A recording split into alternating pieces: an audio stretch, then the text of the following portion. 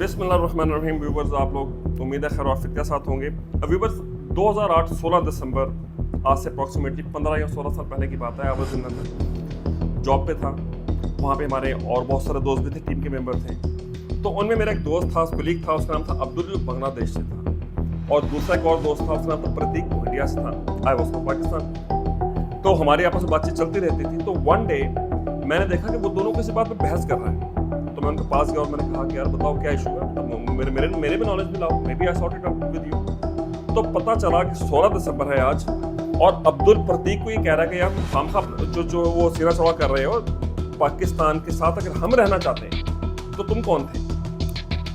और ये है कि जो कश्मीर इतने अरसा हो गया, उसने मुखातब करके उसको कहा कि तुम आज तक कश्मीर के ऊपर कैप्चर नहीं कर सके, वहां पर तुम अभी तक काबू नहीं कर सके हालात को, जो कि बहुत छोटी सी आबादी है। बांग्लादेशी आबादी तो पाकिस्तान की आबादी से भी ज्यादा थी, क्योंकि आज का मॉनिटर पाकिस्तान। तो चूंकि हम साथ नहीं रहना चाहते थे, लिहाजा दैट इज तुम्हें मौका मिला, वरना तुम ढाका में आ भी नहीं सकते। ये उनकी बहस चल रही थी और मैं डिटेल में नहीं जाता। मैं आज भी सोचता हूँ तो मुझे अब्दुल की बात ठीक लगती कि अगर कोई मुल्क या कोई कम्युनिटी आपके साथ ना रहना चाहे, आप कब तक उसको अपने साथ रखो। करंट मकबूजा कश्मीर की मिसाल के सामने अभी इलेक्शन हुआ है, मोदी साहब का बिल्कुल वहां से सफाया हो गया, वो सीटें वहां पे अपनी हार गए। फाइन, हालांकि उसको उन्होंने अनेक्स भी कर लिया, 370 ये वाला मामला जो था वो भी सॉर्ट आउट उन्होंने कर दिया, व्हाटएवर। बट अभी तक वहां पे उनकी एक बहुत बड़ी आर्मी की तादाद लाखों में मौजूद है, 7-8 लाख के करीब मौजूद होगी, अभी तक न्यूट्रलाइज नहीं हो सका। उसके मुकाबले में मशरकी पाकिस्तान, जो कि हमारे इस पाकिस्तान, मगरबी पाकिस्तान से 1000 मील के फासले पे था, बीच में हॉस्टाइल टेरिटरी है, दुश्मन मुल्क है। तारीख में कभी ऐसा नहीं हुआ कि इस किस्म की सिचुएशन हो और मुल्क साथ प्रोसीड किया। इस कमजोरी का, इस रियलिटी का दुनिया के हर बंदे को पता था, पाकिस्तान और इस्लाम दुश्मन ताकतों को भी पता था, और उन्होंने इसको एक्सप्लॉइट किया। तो ख्वातीन हज़रात, जो लोग आज ताना देते हैं ना, फलाने ने मुल्क तोड़ दिया, फलाने ने मुल्क तोड़ दिया, इनको मैं बताना चाहता हूँ, लोगों से अपने घर नहीं बचाए जाते हैं।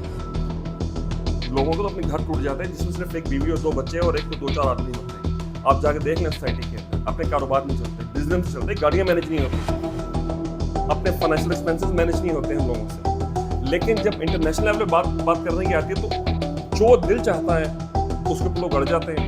आप पड़े रहें, आपका अगर आप खुद को रिसीव करेंगे तो अपना नुकसान करेंगे। ये जो डिस्कशन मैं कर रहा हूँ, ये ऐसे नहीं कि मैं मैंने उठ के व्लॉग बना दिया। इसके पीछे प्रॉपर एक अंडरस्टैंडिंग, प्रॉपर स्टडी मौजूद है। इसके अंदर बहुत सारे एक्सपर्ट, बहुत सारे स्कॉलर्स, बहुत सारे जो साहिबी इल्म लोग हैं, उनकी बातों को सुनकर जो मैंने राय कायम की, वो मैं आपके सामने आज रखने जा रहा हूँ। इसमें प्रोफेसर अहमद रफ़ीक अख्तर साहब भी शामिल हैं, इसमें डॉक्टर असरार अहमद साहब भी शामिल हैं, इसके अंदर आपके जो जर्नलिस्ट हैं हारून रशीद साहब हैं, वो लोग हैं। इसके अंदर बहुत सारे लोगों ने कॉलम्स लिखे, इसमें बुक्स लिखी गई। फिर जिन लोगों से हमारा रब्ता हुआ, जो आर्मी के लोग जो होते हैं, जिनके साथ हमारा ताल्लुक होता है, जो ज़माने में भी मौजूद थे, जो उस इवेंट में भी मौजूद थे, यानी दे वर सर्विंग एट दैट मोमेंट। और इसके बाद फिर जो है हमारा यानी कि ये सारी बातों को पढ़ के, समझ के, जो मुझे समझ में आया वो मैं आपके सामने रखूंगा शॉर्ट वर्ड्स के अंदर, इस वीडियो के अंदर। सो अब सबसे पहले मैं आपको लेके चलूंगा प्रोफेसर अहमद रफ़ीक अख्तर साहब का कमेंट इसमें मैं आप ऐड कर दूं। उन्होंने कहा जब पाकिस्तान बनने लगा था, तो उस वक्त ये कंसिडर किया गया था, कायद आज़म भी थे, लगभग तमाम लोग थे, कि ये बांग्लादेश जो बंगाल था उसको सेपरेट स्टेट डिक्लेयर कर दिया जाए, क्योंकि उसको इकट्ठा मैनेज करना बहुत मुश्किल होगा। तो मौलवी फजल हक को बाकी लोग आए, तो उन्होंने कहा कि नहीं, हम साथ ज्वाइन करना चाहेंगे और आप हमें साथ रखें, साथ आके। लेकिन तब से ही ये इश्यूज मौजूद थे, और ये जो मुजीबुर रहमान साहब थे, ये शुरू से ही पाकिस्तान के साथ हकते नहीं थे। अगर किसी को उसका हिस्ट्री पढ़ने का मौका मिले, मैंने पढ़ी नहीं, लेकिन मैंने जिन लोगों से सुनी है वो ये बताते हैं। सो शुरू से इश्यूज मौजूद थे, और बहाना ये कह लें या सिचुएशन ये कह लें, पाकिस्तान बहुत तरक्की कर रहा है, उनके वसाइल पे काबिज था और उनकी कम थी। पाकिस्तान का ग्रोथ रेट 6.2 था, उनका 4.2 था। और उनकी आप लोकेलिटी देख लें, उनका आप जोग्राफिया देख लें, इंडिया के बिल्कुल एंड पे जाके दूसरी साइड पे एक छोटा जोग्राफिया, हमारा मगरबी पाकिस्तान बहुत बड़ा है, उसके मुकाबले आबादी उनकी ज़्यादा थी। यहाँ जो आबादी थी वो स्किल्ड भी ज़्यादा थी, वो पढ़ी लिखी भी ज़्यादा थी, इंडिया से भी लोग यहाँ पर आए थे सारे। तो दैट इज़ वाई ऑब्वियस सी बात है, जब 2 स्टेट्स हैं, किसी एक की तरक्की ज़्यादा होगी, किसी एक की कम होगी, पास कभी उसकी तेज़ हो जाएगी, कभी इसकी कम हो जाएगी, फ़र्क था। लेकिन जितना फसाद मचाया गया वो उतना नहीं था। ख़वातीन हज़रात, इसके बाद मैं चलता हूँ डॉक्टर असरार अहमद साहब की राय की तरफ। उनका व्यू ये है कि कभी भी कोई मुल्क एक ग्रोह, एक पार्टी या एक बंदे की वजह से नहीं टूटता, ना किसी की इतनी कैपेसिटी होती है कि जो कुछ हमारे साथ हुआ हमारे कौम के इज्तिमाई मालकन की तरफ, जिसकी सजा हमें भुगतनी पड़ी, और मैं इससे नहीं करता। कोई एक बंदा एक चीज को नहीं कर सकता, पॉसिबल नहीं। अब चलते हैं नेक्स्ट पॉइंट की तरफ, वो है मुद्दुर रहमान कमीशन रिपोर्ट। 16 दिसंबर को पाकिस्तान का इवेंट होता है, 26 दिसंबर को प्रेसिडेंट भुट्टो एक कमीशन एम्पावर करते हैं, मुद्दुर रहमान कमीशन, जो कि इस मामले के अंदर जो जिम्मेदार थे उनका तयन करके या सारे मामले के ऊपर रिपोर्ट पेश करके जिसने पेश करनी थी, भुट्टो साहब ही के दौर के अंदर रिपोर्ट पेश की गई। कहा जाता है कि 12 कॉपियाँ थी, 11 वेस्ट हो गई या कर दी गई। एक कॉपी थी जो कि शायद भुट्टो साहब के पास रही या उन तक गई, जो बाद में बताया गया जनरल गुल हसन साहब की तरफ से 1980s में, जो कि 1971 का एक मिलिट्री ब्यूरोक्रेसी का हिस्सा थे, कि वो भी भुट्टो साहब ने फाड़ दी। That was all wasted. मेरा सवाल आपसे ये है कि जिस बंदे ने कमीशन एम्पावर किया है उसने ही रिपोर्ट नहीं छापी। कहा यह जाता आर्मी ने नहीं छापा, जिन्हें ये ऐसे नहीं है। भुट्टो साहब के दौर में he was total in power, army total इनके कंट्रोल में थी। उस वक्त आर्मी का असर सुख नहीं था। जो 6-7 साल उन्होंने हुकूमत की है, जब भी चाहते प्रेसिडेंट बन जाते हैं, जब भी चाहते वज़ीर-ए-आज़म बन जाते हैं, जब भी चाहते फील्ड मार्शल एडमिनिस्ट्रेटर बन जाते, जब चाहते असम्बलियाँ बहाल कर देते, जब चाहते असम्बलियाँ खत्म कर देते। फेडरल रिजर्व फोर्स उन्होंने बनाई हुई थी, आप जाके देख लें, ठीक है। और वो बिल्कुल भी किसी के डोमिनेंस में आने वाले नहीं थे कि कोई उनको मजबूर कर सकता। अगर वो रिपोर्ट बन गई थी, तो अगर वो रिपोर्ट बनने से नहीं रोका जा सका तो छापने से कौन रोक सकता था? दुनिया में किसी भी जगह पे छापी जा सकती थी, किसी भी जगह डाटा देकर छपवाया जा सकता था, लेकिन उन्होंने नहीं किया। तो जब जिस बंदे ने वो कमीशन बनाया है उसने ही रिपोर्ट नहीं छापी, तो आप बाद में आने वाले किसी बंदे को कैसे मुर्दा ठहरा सकते हैं? नाउ अब क्यों नहीं छापी? फॉर एग्जाम्पल मैं प्रेसिडेंट हूँ, मैंने आपको पावर दी कि चीज़ की तहकीकात करो, या मैं किसी मामले में पार्टी हूँ, मुझे पता चला मेरी गलती बीच में निकल रही है, ये मेरी भी है, तो क्या मैं चाहूँगा वो चीज़ सामने आए? अगला पॉइंट, अच्छा सॉरी, मुद्दुर रहमान कमीशन रिपोर्ट में मैं आपको बता दूँ, ये नहीं छपी। 1987-88 के अंदर जब बेनज़ीर भुट्टो साहब की गवर्नमेंट आई, इसको छापने के मुताबिक गौर किया गया। फिर ये क्वेश्चन उठा कि क्या जो कॉपी पे हमें अवेलेबल है, क्या ये ओरिजिनल है, क्या ये सर्टिफाइड है, और क्या कंप्लीट है? तब भी इशू उठा और रिपोर्ट नहीं छप सकी। सन 2000 में इंडिया के न्यूज़पेपर्स में एक रिपोर्ट छपी, और वो इंडिया के अंदर रिपोर्ट अगर छपी हो और वो सच भी हो तो हम उसको ठीक नहीं मान सकते, क्योंकि वो बायस कंट्री है पाकिस्तान के हवाले से। उसकी किसी चीज़ का रेफरेंस पाकिस्तान के हवाले से नहीं दिया जा सकता। आपने कबूल करना, वो आपकी मर्जी, आप कर लें। और क्या जो आपके ऑफिस में मुखालिफ होते हैं या घर में, या उन लोगों के भी रेफरेंसेस आप अपने खिलाफ एक्सपेक्ट करते हैं, या उनकी बातें भी आप ऐसे मान लेते हैं, या आपकी औलाद के खिलाफ आके कोई बात करेगा फौरन मान जाएंगे बिल्कुल ठीक कह रहे हो? पाकिस्तान के हवाले से जब बात आती है तो हम कहते हैं हाँ। बहरहाल वो रिपोर्ट डॉन में छपी पाकिस्तान में, और वो इसलिए जो मुझे समझ में आता ताकि इंडियन से कह सकें देखो यार ये रिपोर्ट सिर्फ हमने नहीं छापी, ये पाकिस्तान में भी छपी है, और वो भी लेफ्ट विंग का एक न्यूज़पेपर हम इसको कह सकते हैं, जो एज ए तारीख के तौर पर हम जानते हैं।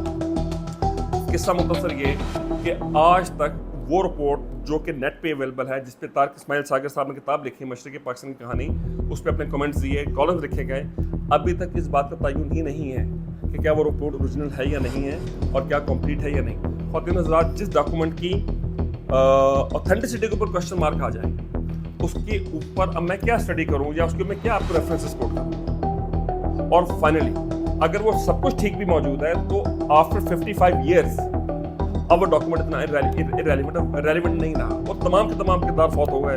पाकिस्तान के चंद सालों के अंदर सारे चले गए। 71 के बाद कोई 80 में फौत हो गया, कोई 83 में हो गया, कोई 82 में हो गया, लाइक दैट। सो अब वैसे लोगों के पास इंफॉर्मेशन आ चुकी है कि बज़ाहिर जो लोग सामने थे उनमें याह्या खान थे, जुल्फ़िकार भुट्टो थे, इंदिरा गांधी थी, मुजीबुर रहमान थे, इंडियन आर्मी चीफ मालिक शॉ जो उस वक्त हेड कर रहे थे, कमांड कर रहे थे, और ये तमाम लोग जो बज़ाहिर एक्ट कर रहे थे बैक के ऊपर कुछ और ताकते थे। हल्का इशारा देता चलता हूँ, रशिया को पाकिस्तान एक्सेप्टेबल नहीं था मजबूत, वो गर्म पानी में आना चाहता था। तुर्कमेनिस्तान, किर्गिस्तान, उज़्बेकिस्तान तमाम जो थे सेंट्रल जो वस्ती शहरी रियासतें, इसके बाद अफगानिस्तान, देन पाकिस्तान, इसको कैप्चर करने के बाद इन्होंने गर्म पानी में जाना था, जो आज ग्वादर सी पैक हमारा बन रहा है, अल्लाह करे बन जाए। तो लेकिन वो अफगानिस्तान के अंदर पाकिस्तान ने उसको इंगेज किया और वो चीज़ कंप्लीट नहीं हो सकी। रशिया तब से ही ये नहीं चाहता था पाकिस्तान स्ट्रॉन्ग हो, वो इंडिया के साथ था, वो इंडियन कैंप पे था। आज भी सारा हम मिलिट्री हार्डवेयर इंडिया के पास रशियन है। जो 27 फरवरी को पाकिस्तान ने तैयारे मार के गिराए हैं इंडिया के, वो दोनों भी रशियन ही थे। एक था Su-30 था MKI, और एक था MiG-21 आई थिंक। ये इनका जो थर्ड अपग्रेड किया हुआ। तो किस्सा मुख्तसर है, अमेरिकन भी पाकिस्तानी फेवर में नहीं थे, और ये बात शहाब साहब ने, कुतुबुल्लाह साहब ने उसमें लिखी हुई है शाहनामे में कि वैसे तो रशिया और अमेरिका एक दूसरे के खिलाफ है, लेकिन पाकिस्तानी आर्मी के हवाले से दोनों के व्यूज एक हैं और दोनों ये नहीं चाहते पाकिस्तान स्ट्रांग हो। अभी अगर आपको इस बात पे थोड़ा सा स्टडी करना हो, नो एग्जिट फ्रॉम पाकिस्तान किताब पढ़ लें, और भी बहुत सारी चीज़ें इससे आप पढ़ सकते हैं, लेकिन आप पढ़ना चाहें। फेसबुक पोस्ट पढ़ के आप कमेंट नहीं कर सकते। अगर फेसबुक पे लिखा हुआ आ जाए कि आपके वालिद करप्ट है, मान जाओगे? या आपके घर के किसी बंदे के मुतालिक उसके ऊपर कोई बंदा पोस्ट लिख के लगा दे, तो क्या क्योंकि वो फेसबुक पे है या व्हाट्सएप पे आप तस्लीम कर लोगे, तहकीक नहीं करोगे? मेरे आका मौलाना सल्लल्लाहु अलैहि वसल्लम ने इरशाद फरमाया, झूठा होने के लिए किसी बंदे के लिए इतना ही काफी है वो किसी सुनी सुनाई बात को बगैर तहकीक के आगे बयान करता है। तो इसका मतलब है जितने लोग फेसबुक पे बैठे हैं अपना एहतसाब खुद कर रहे हैं। लिहाजा ये जो इंटरनेशनल पावर्स थी वो पाकिस्तान के खिलाफ थी। पाकिस्तान उस वक्त 65 पर पाबंदियाँ लग चुकी थी, 65 में जंग हुई थी, बहुत सारा मिलिट्री हार्डवेयर यूज़ हुआ, 67 में मयूब चला गया, बहुत सारे फैक्टर्स हैं। और ख़वातीन हज़रात, अब मैं चलता हूँ नेक्स्ट पॉइंट की तरफ। जो पॉलिटिकल लोग जब तक इक़्तिदार में होते हैं ना, तो वो लीडर्स और उनके सपोर्टर वोटर हामी उन्हें कहता है एवरीथिंग इज ओके, लेकिन जब उनके पसंदीदा लीडर को इक़्तिदार से निकाल दिया जाता है और उसके बजाय दूसरी पार्टी के लीडर आ जाता है तो इनको बुरा लगता है। फिर उनको मुजीबुर रहमान याद आ जाता है, फिर उनको 1971 का सानिया याद आ जाता है, फिर हमीदुर रहमान कमीशन रिपोर्ट याद आई थी, जो कि इनमें से 99% ने पढ़ी भी नहीं, और जैसी कैसी अवेलेबल है वो भी नहीं पढ़ी, और उनको याद आ जाता है। जब दूसरी पार्टी का बंदा उतरता है फिर उसको भी याद आ जाता है। किस्सा मुख्तसर ये कि हमारा पॉलिटिकल कल्चर ये है कि हमारा पॉलिटिकल वोटर ये कहता है कि अगर इस मुल्क को तबाह करने के लिए मेरी पसंद का बंदा बैठा फिर तो मैं खामोश रहूंगा, लेकिन अगर दूसरी पार्टी का बंदा आके तबाह करेगा वो कैपेसिटी चार्जेस की बेस के ऊपर IPPs लगाएगा, जिसका खुमियाजा आप सब आज भुगत रहे हो और मुसलमान में और भुगतेंगे। जो फैसले करेगा हमें कबूल है, लेकिन हमारा बंदा आके तबाह करेगा। बेसिक लड़ाई इस बात की है। तो ख़वातीन हज़रात, इस किस्म का बिहेवियर रखने वाले, इस किस्म का फहम और फरासत रखने वालों से आप क्या दलील की बात कर सकते हैं? आप क्या इसके ऊपर, जो लोग खुद आर्मी के कंधों पर चढ़ के इक़्तिदार में आते हैं, बाद में आर्मी को कहते हैं ना भी बहुत गलत करती है, बंदों को लेके आती है, पहले खुद इक़्तिदार को छोड़ो, खुद सियासत से तौबा करो, खुद सबसे पहले गलती एडमिट करो कि हमें ये लोग इक़्तिदार में लेके सियासत में लेके आए थे, आज की बात हम छोड़ रहे हैं और आज की बात से हम बताएंगे ऐसे होता नहीं, खुद नहीं छोड़ना जब तक दोबारा इक़्तिदार ना मिले। ठीक, तो ये बात आप बिल्कुल वाज़ेह कर रहे हैं। बिल्कुल इस किस्म के रवैया रखने वालों को किसी बात का कोई वेटेज नहीं, मेरे नज़दीक कोई वेटेज नहीं। ठीक है, पल में तोला पल में माशा, कड़वा कड़वा हपअप और जो है बाकी थू जो भी होता है साहब। तो व्यूवर्स, अर्ज ये थी कि 1971 के मामले पर सिर्फ और सिर्फ मिलिट्री एस्टैब्लिशमेंट को कसूरवार ठहराना गलत था। यस, उस वक्त जो लोग थे उनका पार्टिसिपेट रोल उसमें मौजूद था, लेकिन ये कहना उसमें पॉलिटिकल क्या तो शामिल नहीं थी, वो गलत है। भट्टो साहब ने 1971 में 70s में जलसा किया मस्जिद दरवाजे में, और जब 1971 के जो इलेक्शन हुए थे इसके बाद ढाका में बांग्लादेश में मुश्तरका इजलास बुलाया गया, जो कि इलेक्शन से बुलाया जाता है। इन्होंने कहा था खबरदार को वहाँ के मैं टांगे तोड़ दूँगा, और अब्बास अतर साहब ने उस जलसे की जो समरी बनाई थी अपने नेक्स्ट डे अखबार में, उसकी सुर्खी ये थी, उधर तुम इधर हम। और सारी तकरीरें नेट में मौजूद है और पड़ी हुई हैं, और उनको यहाँ पे हमारे पॉलिटिकल क़यादत ने गालियाँ दी, उनको नाज़ेब अल्फाज करके मुखातिब किया। मैं यहाँ पे लेना नहीं चाहता। किस्सा मुख्तसर ये कि मुजीबुर रहमान की अप्रॉक्सीमेटली 107 सीटें थी अवामी लीग की, भट्टो साहब की अप्रॉक्सीमेटली 80 थी। अगर इक़्तिदार उनको दे दिया जाता, ठीक है यार आप इक़्तिदार कर लो, क्या फ़र्क पड़ जाना था, शायद ये मामला ना होता। वो इक़्तिदार किसने नहीं दिया, इसका फैसला आप। ठीक है, सो किस्सा मुख्तसर ये कि किसी एक को ज़िम्मेदार ठहराना इसमें मुनासिब नहीं है। और जहाँ तक रही बात पाकिस्तान के आर्मी के सोल्जर्स की, ख़वातीन हज़रात, वो सोल्जर्स जो बांग्लादेश में मगरबी पाकिस्तान की तरफ से लड़ने गए थे, दे वर फाइनेस्ट ऑफ द फाइट। 16 मार्च 1971 को यहाँ से भेजे जाते हैं, 16 दिसंबर तक लोग वहाँ रहते हैं। उनके पास कोई वहाँ पे स्पाई लाइन नहीं थी, वहाँ पे उनको कोई एम्यूनिशन का बैकअप नहीं था। 2-2.5 लाख मुक्ति भाने गुंडे थे। उसके बाद वहाँ पे इंडियन आर्मी थी, फिर जो पाकिस्तान की आर्मी जो वहाँ थी, आज के मेजर ज़ियाउर रहमान साहब थे जो उस वक्त वहाँ पे मतलब बगावत कर गए थे, या जो उनके साथ फौज थी, और उन्होंने 6, 7, 8, 9 महीने वहाँ पे लड़ा, और उसके बावजूद गिव अप नहीं किया। As far as soldier is concern, ठीक है। और अब जहाँ पे आप उनको ऐसे पेश किया जाता है जैसे कि भाई वो बहुत गैर अखलाकी हरकतों में मुलव्वस हैं। ख़वातीन हज़रात, मैं एक बात आपको यकीन से बता सकता हूँ कि पाकिस्तान आर्मी इतने ऑपरेशंस किए हैं, खैबर 1, खैबर 2, स्वात में, वज़ीरिस्तान, पता नहीं कहाँ कहाँ। अल्हम्दुलिल्लाह अल्लाह का फजल एहसान है कि एक खुदकुशी की रिपोर्ट नहीं है और किसी एक गैर अखलाकी वाक़े की रिपोर्ट नहीं है। अगर आपके पास है तो बताएं। ये वही आर्मी है जो उस वक्त भी थी, ये वही आर्मी जो 65 में भी लड़ी थी। आप कैसे उन बातों के ऊपर यकीन कर सकते हैं जो कि मुक्ति बाहिनी के लोगों ने की, पाकिस्तानी आर्मी की यूनिफॉर्म्स को यूज़ किया। पाकिस्तान का मीडिया उस वक्त मौजूद नहीं था काउंटर करने के लिए, टोटल इंटरनेशनल मीडिया मौजूद था। वो बायस पहले भी था, बायस वो आज भी है।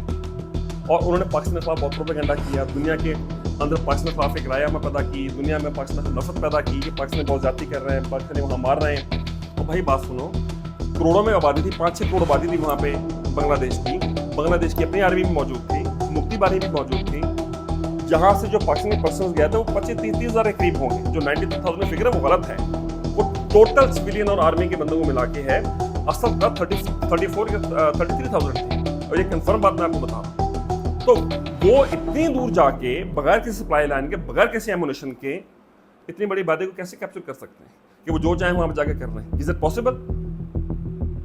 ये पॉसिबल नहीं है, ये अकल में बात नहीं आती। सो ये पाकिस्तान के खिलाफ ये है। मैंने आज जितना पढ़ा समझा, मुझे नहीं लगता कि अंदर कोई सच्चाई मौजूद है।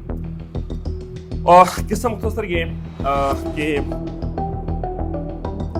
ये सारे मामलात में जो उस जमाने में हुए, मैं वीडियो को बना रहा हूँ, मैं आखिरी 1-2 मिनट में इसको कंक्लूड करूँगा। ख़वातीन हज़रात, आजकल ना एक नारा बहुत मशहूर है, पाकिस्तान से जिंदा भाग। तो जो तमाम लोग इस बात के हामी में उनसे दरख्वास्त करता हूँ फ़ौरन भाग जाए। और जो मुल्क आपको अपनी गोद में लेता है ना, आपको अपनी आगोश में लेता है, आपको वेलकम करता है, आप ज़रूर वहाँ पर जाएँ। आपको अपनी बात पता चल जाएगी कि वहाँ पर जाकर आपको करना है। मैं बाहर रहा हूँ, मेरे दोस्त बाहर रहे हैं, मुझे सब चीज़ों का पता है, अंदाज़ा है, मैं इस पर राय दे सकता हूँ। जो कंफर्ट लेवल आपको पाकिस्तान में दुनिया किसी मुल्क में नहीं मिल सकता, जो चीप लिविंग तमाम महंगाई के बावजूद पाकिस्तान में दुनिया किसी मुल्क में आपको नहीं मिल सकती। और किसी बंदे को इसके ऊपर फैक्ट चेक करके वो चेक कर, पूरी दुनिया के अंदर चेक कर ले मिनिमम सर्वाइवल के लिए कितने पैसे चाहिए पाकिस्तान में बाकी मुल्कों के। आप जाए नेट पे जाए, नेट आपके पास मौजूद है, चेक कर लें। मेरी जरूरत नहीं आर्गूमेंट करते। अल्लाह का शुक्र अदा करें, कदर करें इस मुल्क।